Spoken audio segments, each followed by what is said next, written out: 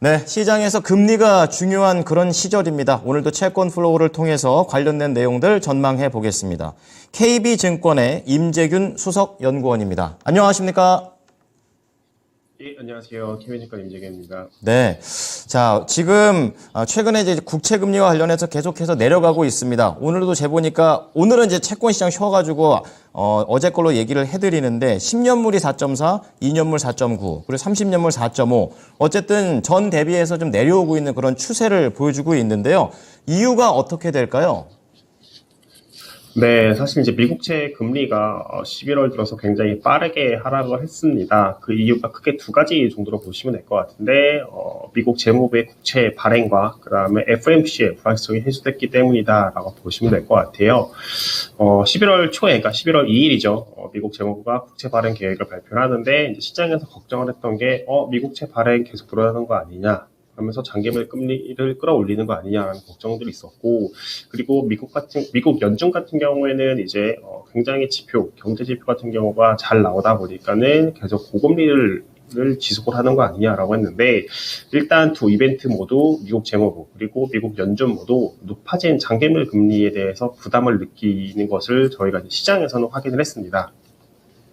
그러다 보니까는 미국 금리가 굉장히 빠르게 하락을 하고 있는 상황이다라고 보시면 될 것 같고, 이거에 연동해서 이제 한국 금리도 빠르게 하락을 하고 있습니다. 특히 이제 한국 같은 경우에는 이제 수급적으로도 좀 살펴보면은 미국의 불확실성이 해소가 된 것도 있겠지만은 그 전까지랑 조금 상황이 다릅니다. 특히 이제 작년과 비교를 하면은 사실 작년에도 3분기, 4분기 때 상황은 비슷했거든요. 미국 금리가 올라가면서 한국 금리도 올라가고. 그러면서 거기에 플러스 이제 한국 같은 경우는 레고랜드 사태가 발생을 하다 보니까는 채권형 펀드 잔고가 계속해서 하락을 했습니다. 근데 올해 같은 경우에는 채권형 펀드 잔고가 이렇게 미국 금리가 올라가고 한국 금리가 올라가는 구간에서 유입이 됐어요. 그런 상황에서 11월 달 불확실성 해소가 되니까는 기관들이 굉장히 빠르게 자금 집행을 하고 있는 상황이다라고 보면 될 것 같고, 그에 반해서 공급 쪽 같은 경우는 굉장히 감소가 됐습니다. 아무래도 이제 10월까지 채권 시장이 약세를 보이다 보니까는 발행은 하시는 분들, 기관이라던가 일반 기업들이라던가 정부에서도 발행량을 줄였다라고 보시면 될 것 같습니다. 대표적으로 이제 한국 국채 발행은 기재부에서 주관을 하는데 11월 국채 발행 규모가 5조 원입니다. 5조 원 이러면 사실 감이 잘 없을 수도 있는데 10월 달이 8.5조 원, 그리고 올해 9월까지 평균이 10조 원 중반 정도를 기록을 했다라고 보면은 굉장히 11월 달에 발행 규모를 대폭 줄인 걸 알 수 있다라고 보시면 될 것 같고, 결국 우리나라 정부도 금리가 상승하는 것에 대해서 부담을 느끼다 보니까는 공급 축소를 통해서 금리 안정을 꾀했다라고 보시면 될 것 같고요. 일반 기업들도 사실은 발행 자체가 많이 줄어들었습니다.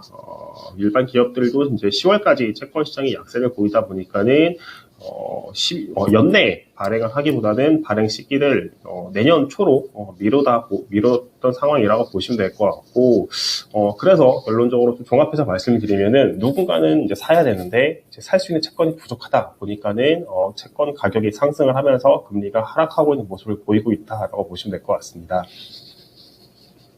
자, 살 채권이 부족한 그런 상황. 미국에서는 높아진 국채 금리를 신경 쓰면서 조율하는 단계이고, 한국에서는 공급 축소로 안정적인 정책 방향을 선택하고 있는 현재의 상황입니다.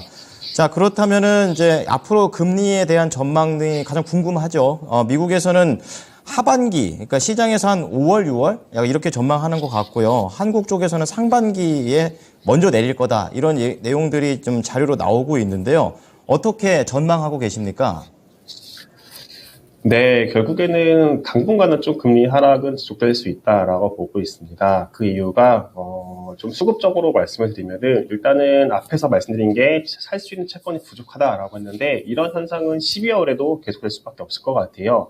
통상적으로 12월은 이제 기관들이 북클로징이라고 해서 이제 매매가 활발하지 않은 달입니다. 그러다 보니까는 발행 쪽에서도 사실은 12월 달에 발행을 맞이하진 않아요. 그러면 1월 달이나 발행이 들어갈 텐데, 이게 이제 1월 달에는 기관들도 투자자분들도 사실은 자금 집행을 하면서 이게 금리가 통상적으로 하락하는 상황이다라고 보시면 될 것 같고, 실제로 지난 2012년 이후에 매월 1월 달에 채권형 펀드 잔고 같은 경우는 단 18년을 제외하면은 감소한 적이 없습니다. 연초 효과라고 해서 보통 1월 달이 되면은 뭐 퇴직연금이라든가 이런 것들이 자금 유입이 되는 상황이다라고 보시면 될 것 같고, 그러다 보니까는 1월 달 같은 경우에는 금리도 통상적으로 하락을 하는 경향이 강했습니다. 국고 3년 금리 같은 경우는 이제 기준금리에 따라서 금리가 움직이다 보니까는 기준금리가 인상했던 시기에는 1월 달에도 국고 3년 금리가 상승을 하는 모습들을 보이긴 했지만은 조금 더 이제 채권 시장의 수급을 관찰할 수 있는 크레딧 AA- 스프레드 같은 경우에는 매해 2012년에 스프레드가 축소가 됐습니다. 그거 자체가 1월 달에 기관 투자자분들이 채권을 매수하기 때문이다라고 보시면 될 것 같아요. 근데 조금 올해 상반기 사례 보다시피 결국에는 추세적으로 금리가 하락을 하기 위해서는 중앙은행의 금리 인하가 조금 저희는 필요하다라고 보고 있습니다. 근데 금리 인하 시기가 언제일까에 대해서 생각을 해보면은 저희는 기본적으로 상반기 중에 연준도 그렇고 한국은행도 그렇고 인하는 조금 힘들다라고 생각을 하고 있습니다. 그 이유가 한국도 그렇고 미국도 그렇고 상반기까지 물가는 둔화되는 모습들을 보이겠지만은 하반기에 이제 기저효과 등으로 해서 물가가 다시 한번 반등할 수 있는 이런 리스크가 존재하는 상황이고, 그리고 지금 중앙은행의 말을 들어보면은 물가가 추세적으로 하락하는 것을 충분히 확인하고 나서 금리 인하를 단행하겠다라고 언급을 하고 있어요. 그러면은 하반기에 기저효과로 물가가 반등하는 상황이기 때문에 상반기는 그냥 정책의 효과를 지켜보고 하반기에 물가가 진짜로 내려가는 것을 확인한 이후에 중앙은행 입장에서는 금리를 인하할 수밖에 없다라고 저희는 생각을 하고 있고, 특히 미국 쪽 같은 경우는 경기가 워낙에 단단한 굉장히 강한 상황이기 때문에 조기에 금리를 인하했을 경우에 경기가 더 불이 붙으면서 물가가 다시 한번 반등할 수 있는 리스크가 존재한다. 한국 같은 경우는 조금 안타깝지만은 경기는 조금 눈높이는 낮아지고 있지만은 한국은 미국과 달리 가계부채가 굉장히 많기 때문에 이 가계부채를 충분히 억제되는 걸 보고 나서 금리를 인하할 수 있다라고 저희는 보고 있고요.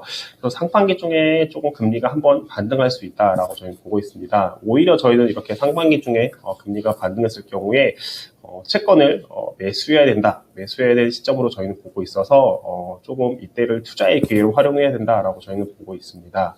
그리고 지금 최근에 보시면은 금리가 조금 빠르게 내려가고 나서 조금 이제 그 이후에는 이제 금리가 이제 좀 변동을 보이고 있습니다. 아무래도 이제 추가적으로 하락하기 위해서는 중앙은행의 금리 인하가 필요한데, 앞서서 말씀드린 것처럼 인하 시기에 대해서 조금 보수적인 스탠스를 보이고 있다 보니까는 금리가 내려갔을 때 차익 실현에 대한 욕구, 투자자들의 차익 실현에 대한 욕구도 좀 굉장히 많은 상황이다라고 보시면 될 것 같고요.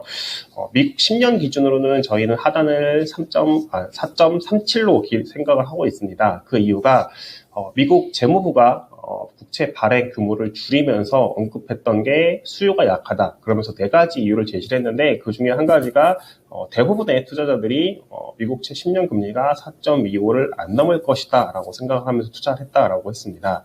그럼 4.25에 채권을 투자하신 분들의 수익이 언제 나냐라고 계산을 해보면은 4.37 정도가 되면은 수익이 나기 시작을 하거든요.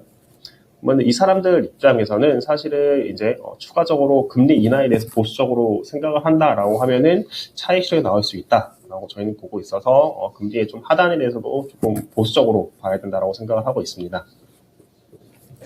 자, 우선 이제 하반기에는 좀 인하할 것이다 이렇게 보고 계시고, 변수는 아직 있어 보이네요. 채권 전략으로는 매수 전략이 유효한 것으로 말씀을 해 주셨습니다. 오늘 내용 잘 참고하겠습니다. 감사합니다. 네, 감사합니다. 네.